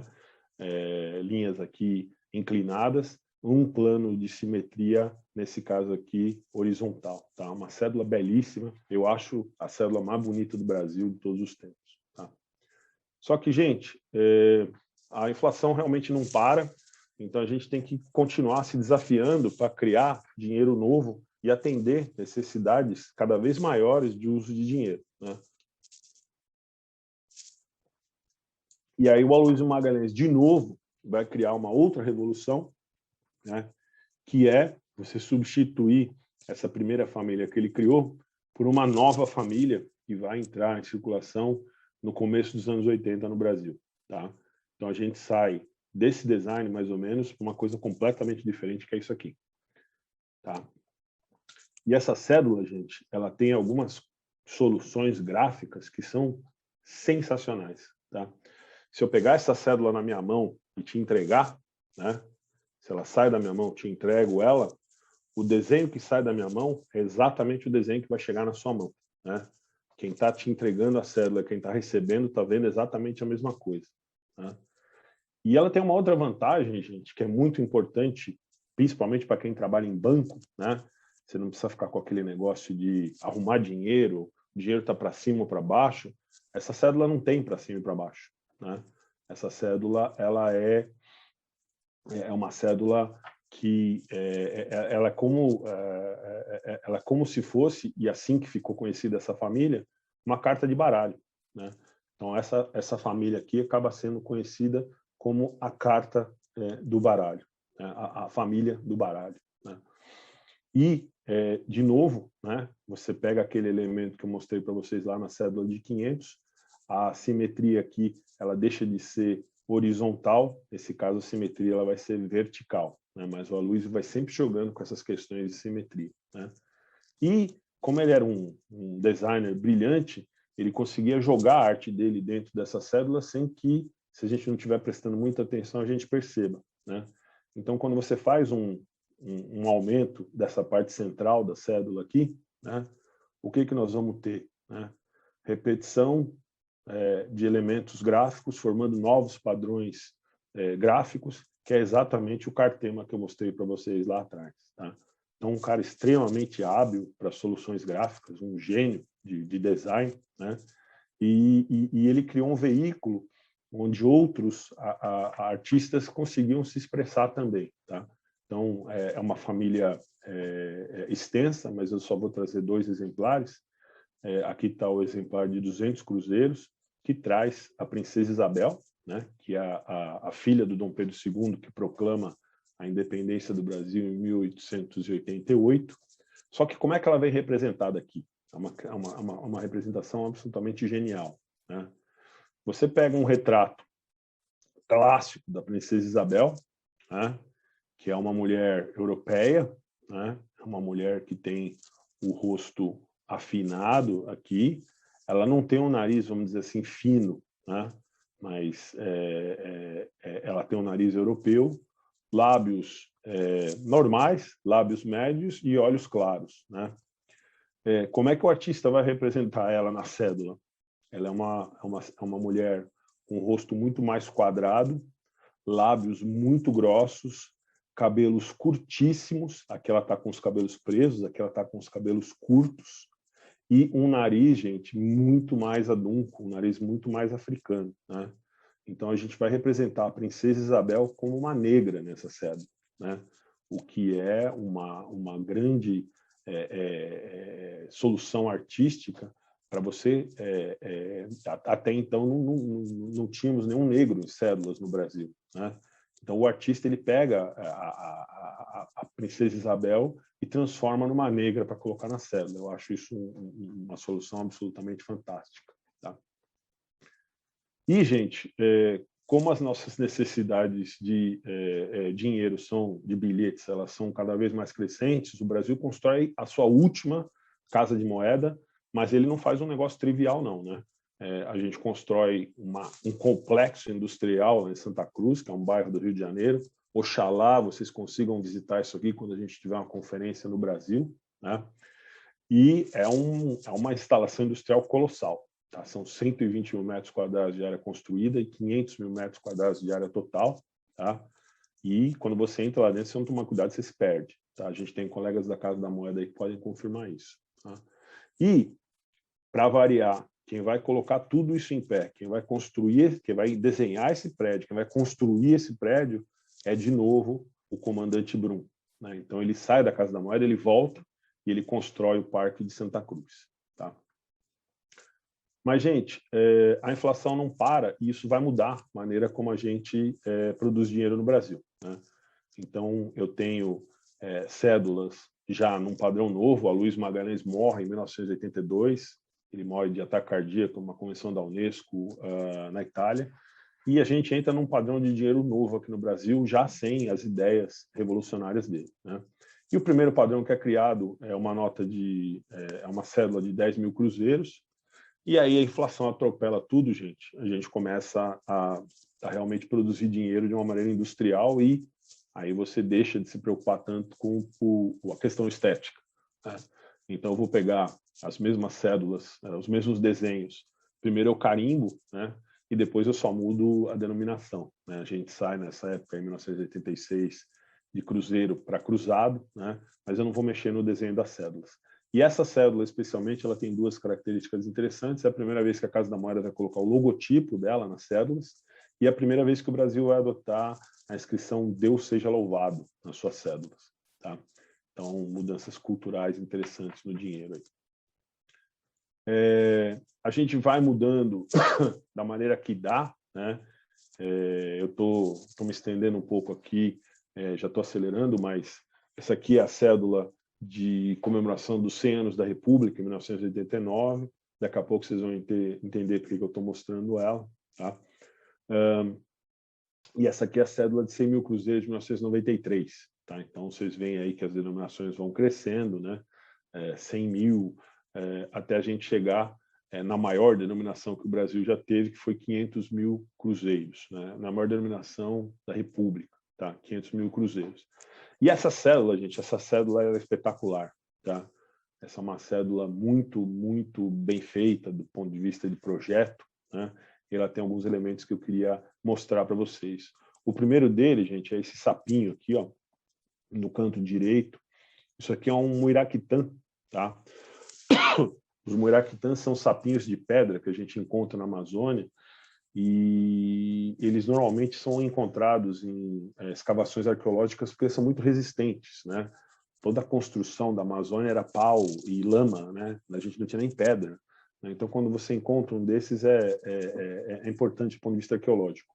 E eles são feitos de jade, que é um mineral que a gente não encontra na Amazônia, né? Então, eles são uma prova inequívoca de que isso vinha, provavelmente, da América Central, né? Através de comércio entre os povos que habitavam a Amazônia, né? Então, essa ideia de Amazônia não habitada, de Amazônia, deserto verde, ela é mentirosa, né? Essas pessoas que moravam na Amazônia são as pessoas que vão fazer cerâmica marajoara também. Elas se intercambiavam comercialmente com o centro da América Central, tá? Aqui, no centro da cédula, fica representada uma foto clássica do Mário de Andrade. Eu esqueci de falar, tá, gente? Para quem não é brasileiro. Essa cédula traz o Mário de Andrade, uma figura muito importante da nossa cultura, um escritor, agitador do movimento modernista de 22, e um cara muito preocupado com a nossa cultura. E ele tira uma foto clássica, em 1921, né, como hoje que todo mundo tira selfie, e o artista consegue colocar essa sombra dentro da cédula, né? E esses losangos aqui que vão criar a densidade gráfica desse projeto aqui, eles são uma homenagem a um livro famosíssimo dele, que faz parte desse movimento modernista de 22, que é a Pauliceia Desvairada, tá? Então, um projeto gráfico espetacular, mostrando que, apesar da gente ter perdido a Aloysio Magalhães, a gente continua ainda com muito talento gráfico para fazer o nosso dinheiro, tá? Aqui, gente, eu não vou gastar muito tempo, eu só coloquei para quem tiver curiosidade, depois vai conseguir ver. Isso aqui é uma tábua, né, uma tabela com todas as mudanças de padrão monetário que o Brasil teve ao longo do século, desde o começo, né, desde o réis até o real, né? E o que eu queria chamar a atenção de vocês é o seguinte: dessa cédula para essa cédula aqui, se passaram 24 anos, tá? Então a gente teve 1, 2, 3, 4, 5... 6 mudanças de padrão monetário em 24 anos, e todo mundo aqui na América Latina conta o tempo por Copa do Mundo, né? Tem Copa do Mundo a cada 4 anos. Então, a gente, além de ter Copa do Mundo aqui no Brasil a cada 4 anos, a gente trocava de dinheiro, mais ou menos, a cada 4 anos, né? Sendo que aqui, ó, essa última parte aqui, a gente estava trocando de dinheiro a cada 2 anos. Uma loucura, tá? Então, eu poderia fazer uma apresentação só sobre esse slide também, mas não dá tempo, tá? E, gente, a gente vai se aproximando, então, do finalzinho do século XX, né? com algumas propostas gráficas interessantes que vão evoluindo no nosso dinheiro, né? Aqui tem uma cédula de 5.000 cruzeiros reais, né? É a última unidade monetária que a gente vai ter antes do real, e ela traz um elemento gráfico importantíssimo, gente, que é um anverso horizontal e um reverso parcialmente vertical, tá? Ainda que a legenda aqui ela seja horizontal, a proposta gráfica dessa cédula ela é vertical, tá? É a primeira vez que a gente vai fazer isso no nosso dinheiro, tá? Essa família é muito curta, esse padrão monetário durou muito pouco, mas a cédula da Baiana é uma cédula muito famosa que entre os colecionadores ela segue o mesmo padrão. Ela tem o anverso horizontal e o reverso vertical, um reverso belíssimo, né? Tem aqui uma igreja barroca de Salvador, aqui a Baiana fritando seus quitutes, né? Projeto gráfico para mim também muito bonito, tá? E finalmente, né, depois de tantas idas e vindas, tantas mudanças, a gente consegue debelar a inflação aqui no Brasil. O Plano Real de 1994 é muito bem sucedido, né? Em 1994, além da gente acabar com a inflação, a gente ganha a Copa do Mundo, né? Que é uma coisa muito importante para os brasileiros, mas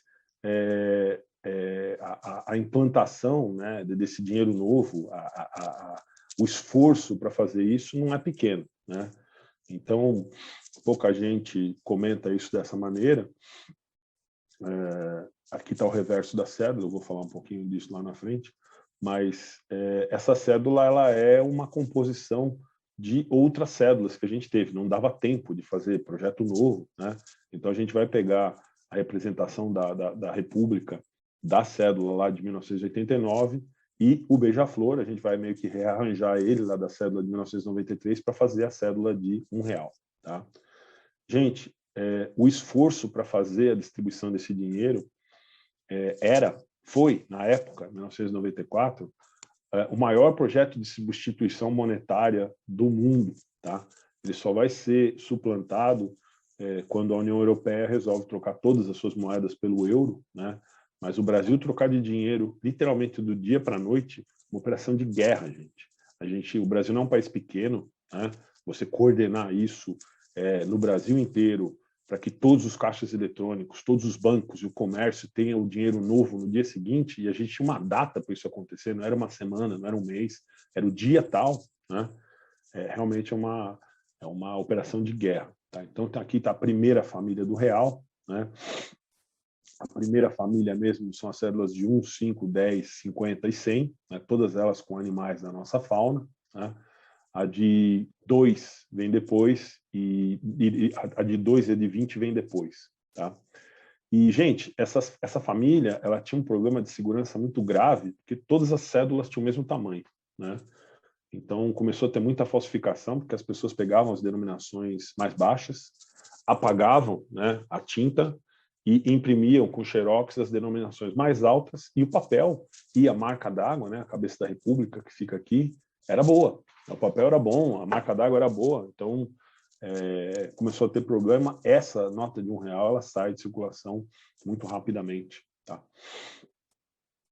A gente tem, em 2000, o lançamento de uma cédula pela primeira vez aqui no Brasil em polímero, né, representando Pedro Álvares Cabral. Só que eu acho essa cédula mais importante por um outro motivo, gente. Você tem uma outra variedade dela que você tem Pedro Álvares Cabral por abreviado e Pedro Álvares Cabral por extenso. Mas essa cédula, gente, para mim ela é uma cédula muito interessante, porque é a primeira vez que a gente vai usar gente de verdade nas nossas cédulas, tá? A gente já usa modelos humanos para fazer as moedas do axé, da série de 100 anos da escravidão, da abolição da escravidão de 1988, mas em dinheiro, a Casa da Moeda vai buscar personagens que sejam da história do Brasil para colocar no nosso dinheiro. Então, isso aqui é uma pessoa real, isso aqui é um casal de índios reais, essas pessoas assinaram termos cedendo as suas imagens, pai e filha, nesse caso aqui, para entrar no nosso dinheiro, né? E é a primeira vez que a gente faz isso, tá, gente? A primeira vez que a gente traz o nosso povo de verdade para dentro do nosso dinheiro, tá? Em 2010, a gente tem o lançamento da segunda família do real, né? Aí já corrigindo aquele problema histórico que cada cédula vai ter uma dimensão diferente, né? As cédulas de menor valor têm menor dimensão, as de maior valor maior dimensão. Diz a lenda, tá, gente? Eu não conheço ninguém na Casa da Moeda, ninguém nunca me contou isso, de que já foram desenhados, quando foi lançada essa família, os outros valores, né? Cédula de 200, cédula de 500, e que esses lançamentos posteriores seguiriam essa lógica, né? Cada vez que você aumenta o valor, vai aumentar a dimensão da cédula, tá? Mas, né, tudo no Brasil pode mudar, né? Eu vou mostrar para vocês daqui a pouco. Em 2016, a gente tem um evento que eu considero muito esquisito, né? Uma coisa, não tem muita justificativa do ponto de vista técnico, mas apesar da gente ter toda a capacidade, apesar da gente ter toda a tecnologia, o governo brasileiro decide fazer a cédula de R$2 numa empresa sueca chamada Crane, tá? Então é absolutamente o mesmo projeto, absolutamente as mesmas cores, mas a que é feita no Brasil tem a marca da Casa da Moeda, e a que é feita na Crane, empresa sueca de impressão de valores, não tem o logotipo deles, mas tem só o distintivo aqui para dizer que essa foi feita lá. Tá? O nosso último lançamento de bilhete, gente, é em 2020. Tá? O Brasil lança aí, principalmente para pagar um auxílio emergencial para as pessoas muito necessitadas em função da pandemia do Covid, a cédula de R$200. O governo está pagando, nessa altura do campeonato, R$600 para cada brasileiro maior de 18 anos que não consegue demonstrar uma renda mínima menor, maior do que R$1.000, alguma coisa assim. Tá? E essa cédula, ela vem com uma proposta gráfica interessante, mas ela quebra o padrão original. Lembra que eu falei para vocês lá das dimensões, né? E por razões técnicas, gente, para isso poder caber em cassete de caixa eletrônico, para isso não atrapalhar a produção das cédulas de R$100 e R$50, o pessoal vai pegar um projeto que provavelmente era maior e encolher e colocar nas dimensões de uma cédula de R$20. Tá? Então, é claro que isso altera o projeto, né? Um projeto que era para ser de um determinado tamanho, quando você reduz ele, não é simplesmente diminuir, você tem que reacomodar tal. Então, teve muita discussão sobre o design dessa cédula, mas não necessariamente considerando a urgência e a pressa que o projeto foi feito.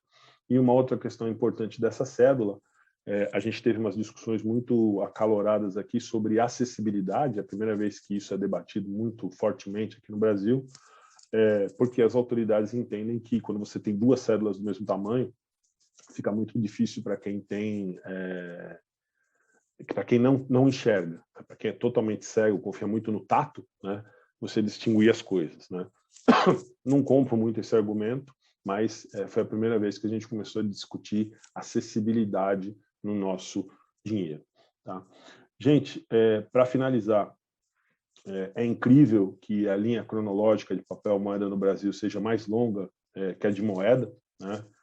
A gente tem 386 anos de papel moeda no Brasil contra 375 de moeda, isso é muito único no mundo. Tá? Eu acho que dava para falar sobre várias coisas, mas uma coisa que me chama muita atenção é que a gente consegue, ao longo desse tempo, abandonar motivos exóticos, coisas que não eram nacionais, para ter no nosso dinheiro hoje só motivos nacionais, né? Animais nacionais, brasileiros, né? Figuras históricas nacionais. Eu espero ter demonstrado para vocês que o Brasil tem uma riqueza e uma variedade de dinheiro incrível, né? E uma coisa que eu gostaria muito que todos refletissem é que aquela cédula do índio que marca mais ou menos o início do processo de nacionalização do dinheiro, ela está fazendo 50 anos esse ano, né? E ao longo desses 50 anos a gente saiu de uma posição como país totalmente importadora de dinheiro para exportadora de dinheiro, né? O Brasil hoje faz dinheiro para a Argentina, a gente faz dinheiro para a Venezuela, a gente já fez dinheiro para vários países aqui da América Latina, e isso é um esforço que tem que ser reconhecido, e principalmente o esforço do pessoal da Casa da Moeda, né, que desenhou tudo isso, produziu tudo isso, às vezes com tranquilidade, às vezes com calma, e às vezes numa correria danada. Então, a gente não pode esquecer e não podemos nos arriscar a tentar voltar a ser importadores de dinheiro de novo. Eu agradeço muito Aproveito para divulgar para vocês o logotipo dos 100 anos da nossa sociedade, que foi lançado hoje, e deixo aqui uma lista de livros para quem quiser se aprofundar, que vai lhes fornecer muitas das informações que eu compartilhei aqui de uma maneira mais organizada e sistematizada. Muito obrigado. Muchísimas gracias, querido Lucio. Fascinante presentación y además de todo valoramos enormemente ese esfuerzo de hacer esta presentación, bueno, con la gripa que tienes. Muchísimas gracias, fascinante el tema, súper interesante. De verdad que hoy compartiste unas luces con nosotros, por lo menos en mi caso que colecciono billetes y algo he tratado de guardar de Brasil. Hoy me enteré de cosas interesantísimas, comenzando por estos billetes de los años 1640, los años 43 y el del 45 que tiene el nombre de Brasil.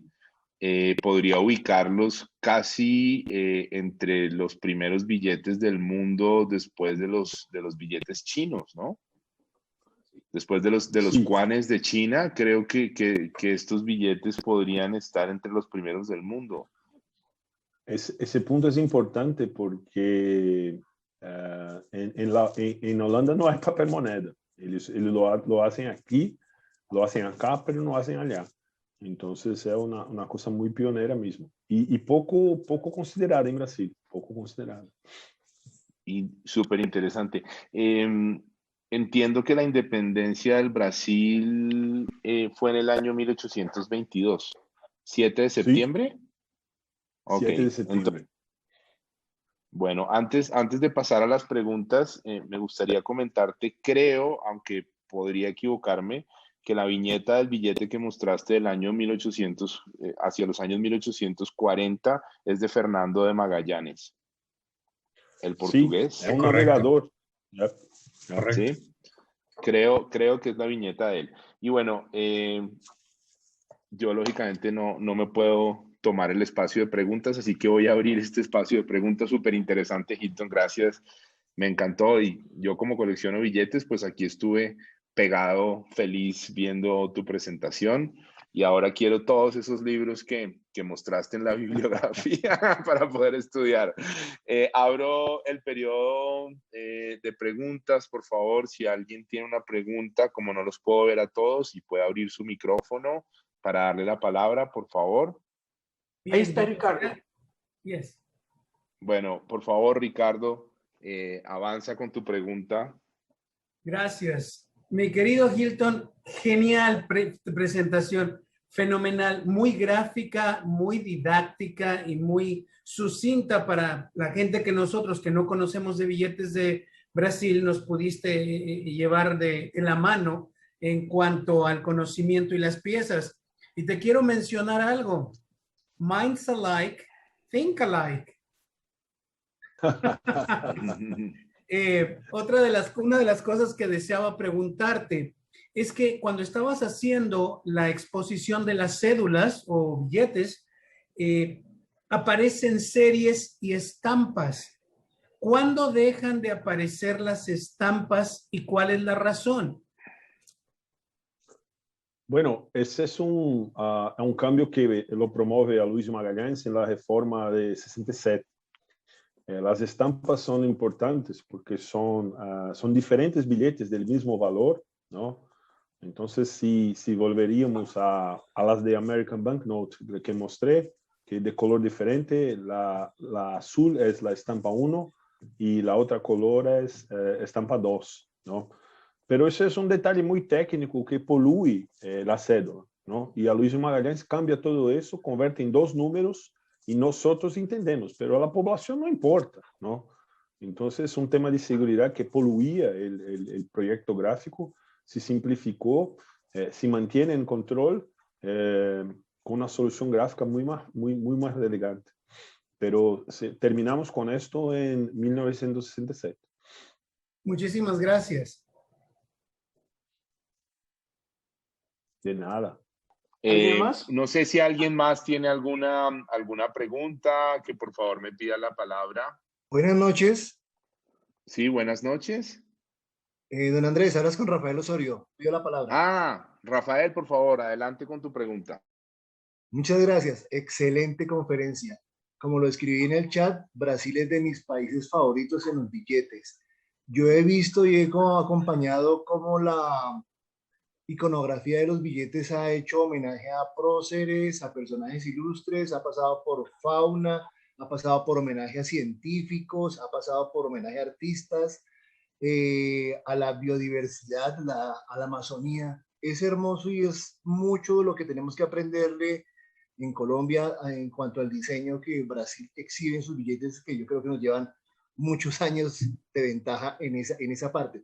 Lo que quería preguntar es que ante esa variedad de situaciones o de homenajes, ahora estamos viendo que se quedó fue con el homenaje a la fauna principalmente. ¿A qué se debe ese enfoque ahora, que es hermoso y bello, y que de pronto se haya abandonado el homenaje a las personas y cultura, artistas y científicos? Gracias. No, buena pregunta y hay una razón. Cuando implantamos el plano real, había mucha presa, ¿no? No es simple producir, no es simple dibujar y diseñar y proyectar un billete. Y no había tiempo de procurar las personas que serían representadas en los billetes para obtener autorizaciones. Entonces partieron para una cosa que no tenía tanta burocracia así, que son los animales, ¿no? Al final, la razón práctica es esta, ¿no? Pero hay mucha... se menciona mucho que principalmente por los 80 los billetes se convertían casi que en basura, entonces las figuras públicas no querían ser representadas en los billetes, pero no, eso no es verdad, ¿no? Nunca hubo recusa de ningún personaje histórico de la familia para ser parte de un billete. La razón que escogemos los animales fue práctica. Teníamos presa de hacer una familia entera, le gustó la población, ¿no? No decimos el billete de 50 reais, el apodo es onza, me da una onza, ¿no?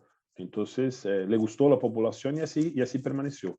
Pero no hubo así, eso es importante aclarar, no hubo ningún así master plan o una idea más grande de sostenibilidad, no fue presa, fue practicalidad. Mil gracias. No, de nada. A ti. Pido la Bueno, palabra, Andrés. Por favor, Octavio, adelante. Ya.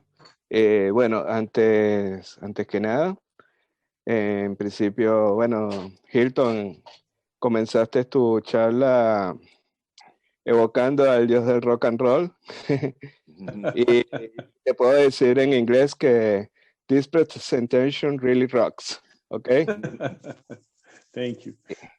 De verdad, muy, muy buena. Bueno, primero como notafílico y segundo como diseñador gráfico, de verdad que siempre disfruto las charlas que tienen que ver con billetes, porque definitivamente en muchos casos son un derroche de eso mismo, de gráfica, de iconografía, de simbología, y son siempre súper interesantes.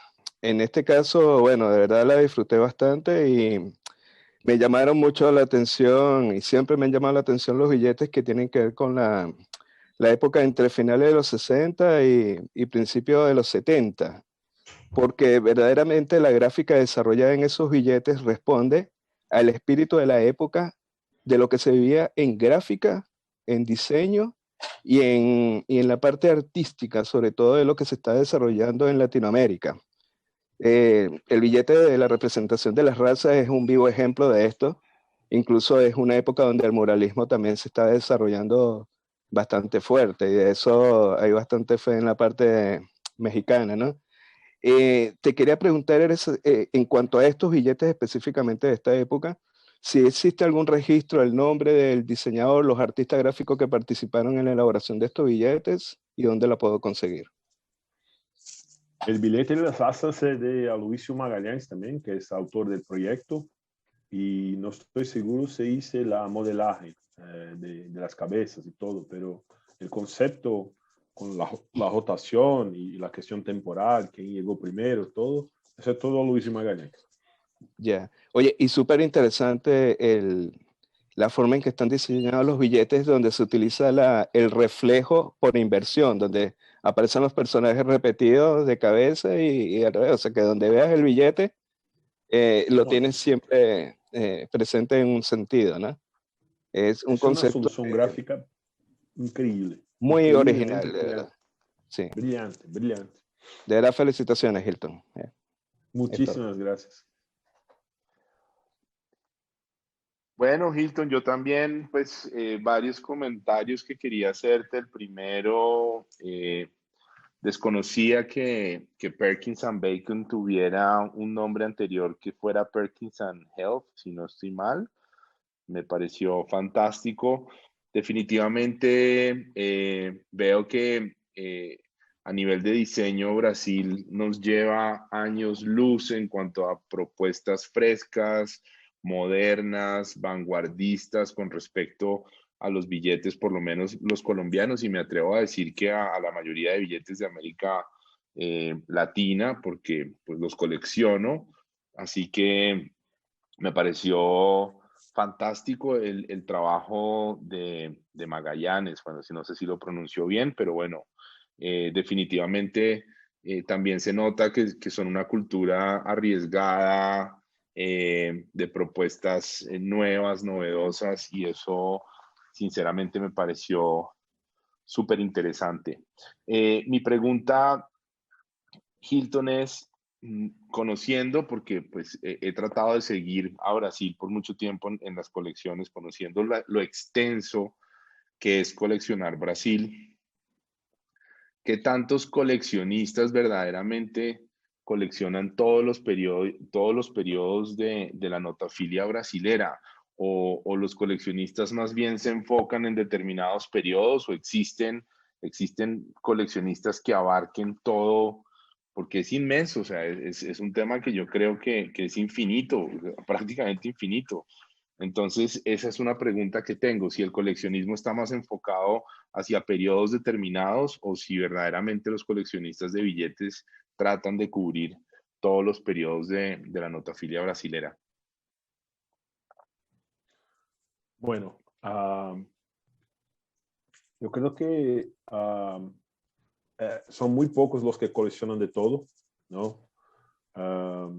Pero yo creo que se pudiera así clasificar los más frecuentes, así, yo diría que muy pocos coleccionan los billetes más antiguos del siglo XIX, porque son muy caros, ¿no? Los billetes de los bancos privados y todo que tiene, todo que es anterior a 1860 son muy caros, ¿no? A excepción de los de Perkins and Bacon, que son más comunes. Algunos billetes que mostré aquí hay 2, 3. Entonces, ese es el primer bloque. El segundo bloque son los que coleccionan siglo XX, y ahí hay varios. Hay los que coleccionan solo reyes de los siglos XX, los que coleccionan lo que llamamos crucero antiguo, ¿no? Que son las notas, los billetes hechos por American Banknote y Thomas de la Rue.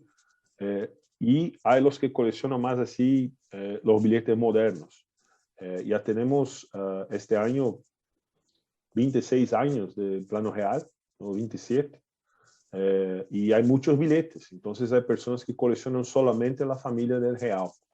Entonces, los que coleccionan de todo, como yo, son pocos, son pocos. Y hay también los que coleccionan solamente ensayos, specimens, ¿no? Y ahí hay pocos también. Pero yo dividiría más o menos así, ¿no? Bueno, Hilton, Y nuevamente mis coleccionar de todo realmente. felicitaciones. Muy difícil. No, claro, debe ser muy difícil. Son demasiados billetes. Felicitaciones nuevamente, Hilton. Muchas gracias por compartir estas luces con nosotros. Antes de darle la palabra a Osvaldo para que haga el cierre, nuevamente quiero agradecerles a todos por acompañarnos hoy. Y felicitar para las personas que no estaban con nosotros al momento que hicimos la felicitación a Gilberto Tenor en su cumpleaños. Nuevamente felicitaciones. Y bueno, ya a este punto le cedo la palabra a Osvaldo, no sin antes recordarles que mañana y pasado mañana tenemos nuevamente un viaje hacia la numismática del Brasil. Osvaldo, por favor, ayúdame con las palabras de cierre. Gracias, Andrés. Bueno, fue un placer. Nos tomamos tiempo para conocer la notafilia brasileña y mañana vamos a tener una charla muy especial sobre las medallas de Brasil. Y ahí está nuestro invitado de lujo, nuestro presidente que está atento y vamos a presentar mañana. Entonces, invito a todos que estén acá a las 9 horas de Brasil, a las 7 horas de Colombia, y Pablo Rodríguez de Paraguay, creo, lo podemos contestar mañana o pregunta directamente a Hilton, porque estaba ahí con la manito. Sí, gracias, Pablo. Y entonces, nos vemos mañana. Gracias, gracias, Andrés. Gracias a la organización de Cartagena 2021 por la participación de los brasileños a presentar nuestra numismática. Hasta luego, hasta mañana entonces.